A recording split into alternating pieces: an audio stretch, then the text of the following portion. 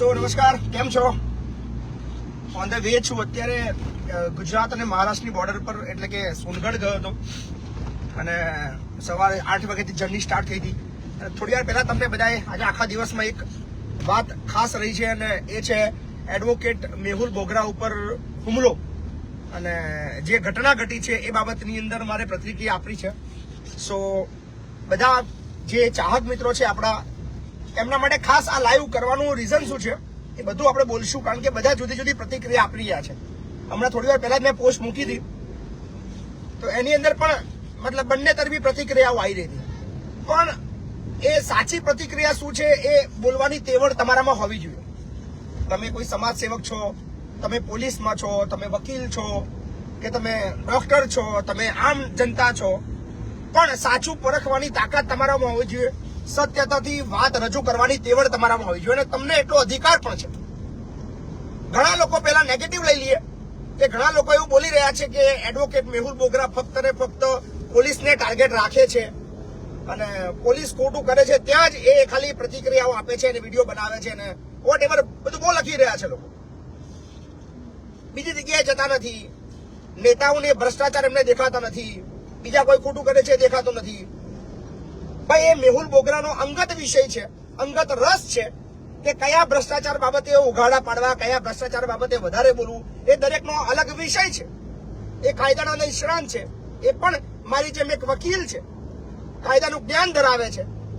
એમને જે ખોટું કરતી, જે વધારે પડતી જે બાબતો છે એ પોલીસની અંદર અમને દેખાય છે અને એ બાબતની અંદર એક્ટિવિસ્ટ કરે છે, એના વિશે કામ કરે છે, લોકોને જાગૃત કરે છે, પબ્લિકને સત્યતા બતાવે છે. દરેકને એક અધિકાર છે અને જરૂરી નથી કે ભાઈ એડવોકેટ મેહુલ બોગરા બધા વિષયની અંદર મતલબ લાઈવ કરે કે ભાઈ પોલીસ સિવાય બીજી જગ્યાએ પણ જાય, જરૂરી નથી. એ એનો અંગત વિષય છે. તમને બીજા વિષયો દેખાતો તમે જાઓ ને ભાઈ. શા માટે બધું મેહુલ બોગરા પર રાજવીને બેઠા છો તમે કે મેહુલ બોગરા જ બધું કરી લે? કરું છું, હું બધા વિષયમાં કરું છું. બરાબર, મારો શોખ છે બધા વિષયમાં, હું બધા વિષયમાં લાઈવ કરું છું, બધા વિષયમાં પ્રતિક્રિયા આપું છું, બધા વિષયની અંદર મતલબ ભ્રષ્ટાચાર સામે અવાજ ઉઠાવું છું. એ મારો શોખ છે. મેહુલ બોગરાનો પર્ટિક્યુલર પોલીસ બાબતનો શોખ છે તો એનો વિષય છે.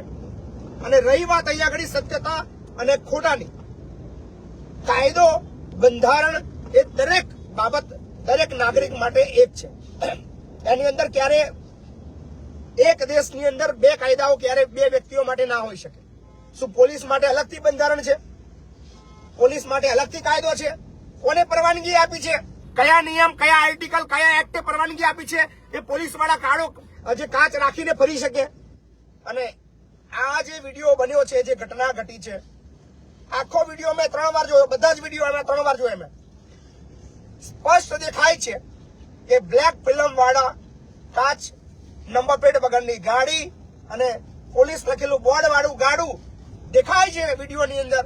અને એડવોકેટ મેહુલ બોગરા એ ડ્રાઈવર ચાલકને પૂછે છે કે ભાઈ આની અંદર બ્લેક ફિલ્મ શા માટે છે, નંબર પ્લેટ કેમ નથી? બની શકે ભૂલ થાય, બની શકે આપણે વર્દીમાં હોય, આપણે પોલીસમાં હોય, આપણી પાસે પાવર હોય એટલે આપણે ભૂલ કરીએ કે આપણે ભૂલને ઇગ્નોર કરીએ. આપણને ના દેખાતી હોય ભૂલ આપણી, કે આપણને અધિકાર છે, આપણને કોણ રોકવા વાળું છે? આપણે તો પોલીસમાં છીએ. આપણા બ્લેક ફિલ્મ કોણ હટાવવાની તાકાત રાખે છે? આપણે નંબર પ્લેટ વગરની ગાડી લઈને ફરીશું છે એ યાદ રાખજો. જ્યારે પણ વાત અહીંયા કોઈ સમાજની નથી એ યાદ રાખજો. સમાજની વાતો કરવા વાળા ખાસ ધ્યાન આપજો. અહીંયા લડાઈ કોઈ સમાજની નથી, કોઈ બે જૂથના સમાજ વચ્ચેનો વિગ્રહ નથી. અહીંયા વાત છે કાયદા અને બંધારણની. દરેક નાગરિક માટે એક કાયદો છે. તમે જ્યારે બ્લેક ફિલ્મ વાળી ગાડી લઈને નીકળો છો, 4 પોલીસ વાળા તમને આજુબાજુથી ઘેરી લે છે, આતંકવાદી જેવું વર્તન થાય છે, 2000, 5000, 10,000ની માંગણીઓ થાય છે અને 90% જગ્યાએ 100, 200, 500, 1000, 2000 ના તોડ થાય છે. પણ એ જ વસ્તુ પોલીસ અધિકારીને કે પોલીસ ની અંદર નોકરી કરતા વ્યક્તિને કોણ પરવાનગી આપે છે કે કાળા કાચવાળી ગાડી લઈને તમે ફરો, નંબર પ્લેટ વગરની ગાડી લઈને ફરો? એક જાગૃત નાગરિક તરીકે એડવોકેટ મેહુલ બોગરાએ ફક્ત એટલું પૂછ્યું કે તમને કોને પરમિશન આપી છે કે તમે બ્લેક ફિલ્મ વાળી ગાડી લઈને ફરો? અને ઘણા લોકો કોમેન્ટ બી મારી રહ્યા હતા. મેં જોયું તો હમણાં મેં પોસ્ટ મૂકી ત્યારે કે ગમે ત્યાં સ્ટડી ના કરાય, બધી જગ્યાએ ના લખવાનું હોય. ભાઈ આ જ વસ્તુ જયારે તમારા સાથે બને ત્યારે તમને ખબર પડે છે. કાયદો એ કોઈના બાપની જાગીર નથી, એ યાદ રાખજો. અને રહી વાત ગમે તેવા બાબતની, પણ એની અંદર મારામારી ક્યાંથી આવી જાય છે મને નથી સમજાતું. ઘણીવાર નહીં, હજારો વખત અમારી સાથે ખોટું થયું છે. હંમેશા તમે બધા જાણો છો, અમે અવાજ ઉઠાવીએ છીએ, બોલીએ છીએ, લોકો માટે લડીએ છીએ. એના માટે 11 એફઆઈઆર પણ અમે મેળવી છે, અને 11 એફઆઈઆર ખોટી છે એવું મહિપતસિંહ ચૌહાણ નથી કહી રહ્યા. બીકોઝ ઓફ 10 એફઆઈઆર ના જજમેન્ટ આવ્યા છે, અને કોર્ટ એવું કહી રહી છે કે ખોટી એફઆઈઆર થઈ હતી, ખોટી રીતે ફસાવવામાં આવ્યા હતા. કોર્ટ કહી રહી છે. છતાં પણ જયારે પોલીસને સમર્થન આપવાની વાત હતી, પોલીસના ગ્રેડ પે ની વાત હતી સમર્થનની, ત્યારે મહિપતસિંહ ચૌહાણે એ બાબતમાં પણ પોલીસને સમર્થન આપ્યું હતું કે મને લાગ્યું હતું કે એક નાગરિક તરીકે મારી ફરજ બને છે કે મારે પોલીસ ગ્રેડ પે ને સમર્થન આપવું જોઈએ. સમર્થન આપ્યું, જીત પણ મળી. આજે ગુજરાતના પોલીસના લોકોને જે પગાર વધારો થયો અમને ખબર છે, અમે લડ્યા હતા. અને મજાની વસ્તુ તો એ છે એ બાબતમાં એફઆઈઆર પણ અમારા પર થઈ હતી, પણ છતાં પણ અમે જ્યાં જરૂર પડે ત્યાં મદદ કરીએ છીએ, જ્યાં જરૂર પડે ત્યાં અવાજ ઉઠાવીએ છીએ. જે પક્ષમાં જયારે સાચું હોય એ પક્ષની અંદર ઉભા રહીએ છીએ, પણ એનો મતલબ એ નથી કે તમે ગમે ત્યારે હાથ ચાલાકી કરો. ખરેખર આજે ગુસ્સો આવી રહ્યો છે મને કે બહુ રિસ્પેક્ટ આપીએ છીએ પોલીસને, અમે બહુ માનીએ છીએ. હજારો પોલીસ કર્મી અમારા મિત્રો છે, બહુ પ્રેમ છે અમને, સાથે જમીએ છીએ, સાથે ફરીએ છીએ, એકબીજાના જરૂર સમયે ઉભા રહીએ છીએ. પણ ગમે ત્યારે મતલબ દાદાગીરી કરવી, લુખ્ખાગીરી કરવી, મારામારી કરવી અને ખોટી રીતે એફઆઈઆર કરવી, ત્યાં મગજ છટકે છે, ત્યાં ગુસ્સો આવે છે. અને ત્યાં સામાન્ય લોકોએ પણ સમજવાની જરૂર છે કે આ ઘટના તમારી સાથે પણ બનવાની છે. આ તો એડવોકેટ મેહુલ બોગરા છે. મેહુલ બોગરા એક તાકાતવર વ્યક્તિ, એક કાયદાનો નિષ્ણાંત વ્યક્તિ, જો એની સાથે આવું થઈ શકતું હોય તો તમારી શું હાલત થવાની છે એને ગણી રાખજો. એટલે આ ઘટના રિપીટ હજારો વખત થાય છે. આ તો મેહુલ બોગરા છે કે જે તમને વિડીયો બતાવે છે, વિડીયોના માધ્યમથી તમને ખબર પડી કે આવી ઘટના, આ ઘટના કોઈ પહેલી નથી. દરરોજ આપણા દેશની અંદર આવી હજારો ઘટના થાય છે, પણ એના વિડીયો નથી આવતા. તમે જોયું એનો મોબાઈલ પણ છૂટવે છે. કોણ અધિકાર આપે છે પોલીસ કર્મીને મોબાઈલ છૂટાવવાનો? તમે જયારે કોઈ ખોટા સામે અવાજ ઉઠાવો છો, વિડીયો બનાવો છો, ત્યાં 4-5 પોલીસ જણા ભેગા મળીને તમારો મોબાઈલ છૂટવી લે છે, મોબાઈલ તોડી નાખે છે, મોબાઈલ પડાઈ લે છે, જેલની અંદર નાખી દે છે, કસ્ટડીમાં લઈ લે છે. બધું જ ખોટું થતું હોય છે. પણ આ એડવોકેટ મેહુલ બોગરા હતો, જેના લીધે આ બધી જ ઘટના તમારી સામે આવી, તમને ખબર પડી કે કોણ ખોટું છે અને કોણ સાચું છે. પણ આમાંથી શીખવાની જરૂર છે તમારે, કે જો તમે નહીં શીખો તો શું પરિસ્થિતિ થવાની છે એ તમારે સમજવું પડશે.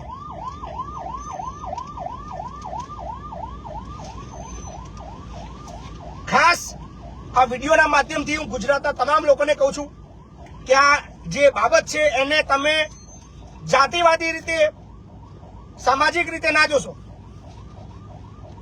તમારે આ લડત સત્યતાની રીતે જોવાની છે, કારણ કે આ વિડીયોના માધ્યમથી સ્પષ્ટ દેખાય છે કે કોણ ખોટું હતું અને કોણ સાચું હતું.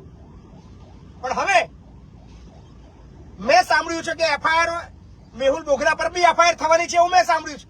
જે સત્યતાથી અવાજ ઉઠાવી રહ્યો છે, જાગૃત કરી રહ્યો છે પબ્લિકને, કાયદાનું ભાન લોકોને કરાવી રહ્યો છે, એના પર બી એફઆઈઆર થઈ રહી છે. વાંધો નહીં, જે લડવા નીકળ્યા છે એટલે આ બધું તો રોજિંદુ છે. અમારા જીવનની અંદર પણ આવી ઘટના ઘણીવાર બની છે, અને ખોટી એફઆઈઆર 11 એફઆઈઆર ભોગવી છે, અને 10 માંથી નિર્દોષ બહાર બી નીકળી ગયા છે.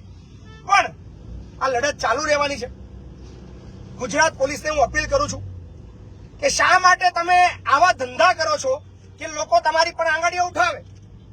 તમે પોલીસમાં છો, કાયદો તમે વાંચેલો છે, કાયદો સમજ્યા છો, કાયદાને રોજ પાલન કરાવવા માટે કામ કરો છો, તો તમને એવી શું તકલીફ છે કે કાયદો લોકો તોડવાના કામ કરો છો? શા માટે બ્લેક ફિલ્મ વાળા ગાડીઓ લઈને નીકળી પડો છો, નંબર પ્લેટ વગરની ગાડીઓ લઈને નીકળી પડો છો? કોણ તમને અધિકાર આપે છે?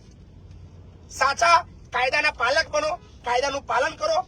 કોઈ એડવોકેટ મેહુલ બોગરા, કોઈ મહિપતસિંહ કે કોઈ બીજું તમારી સામે આંગળી નહીં ઉઠાવે. તમે પોતે ક્યારે કોઈ કાયદો નહીં તોડો તો કોઈ તમારો વિડીયો બનાવવા નવરો નથી, કોઈ તમારી સામે બોલવા તૈયાર નથી, કોઈ નવરો નથી કે એનો ધંધો મૂકીને તમારા વિડીયો બનાવવા માટે આવે, તમને હાઇલાઇટ કરાવવા આવે.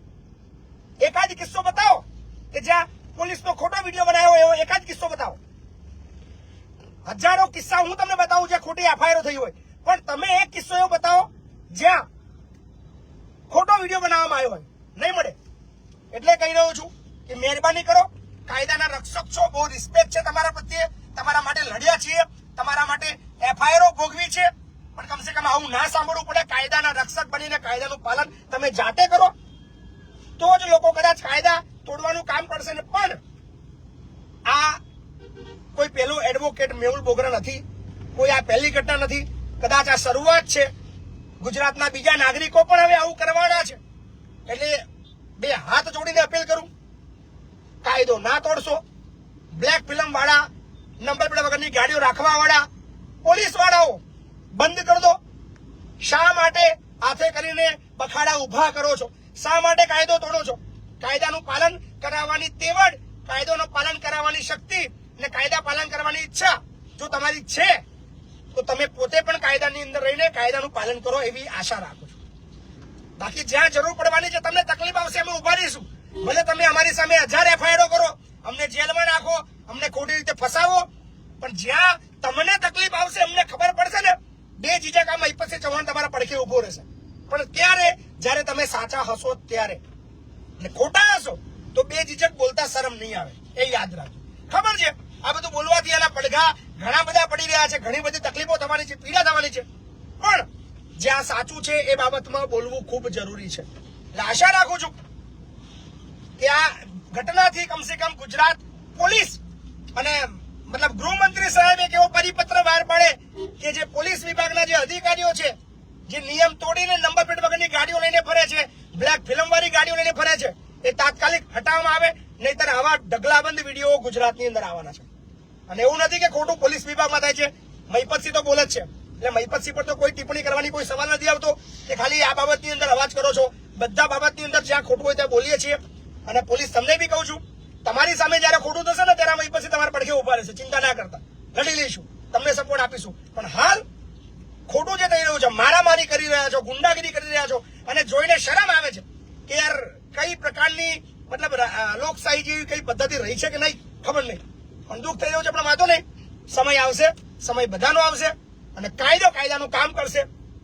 પોલીસ સ્ટેશનની અંદર કદાચ ખોટી ફરિયાદો દાખલ થઈ શકે, પણ કોર્ટ એ એનો ચુકાદો ઓલવેઝ સાચો આપે છે.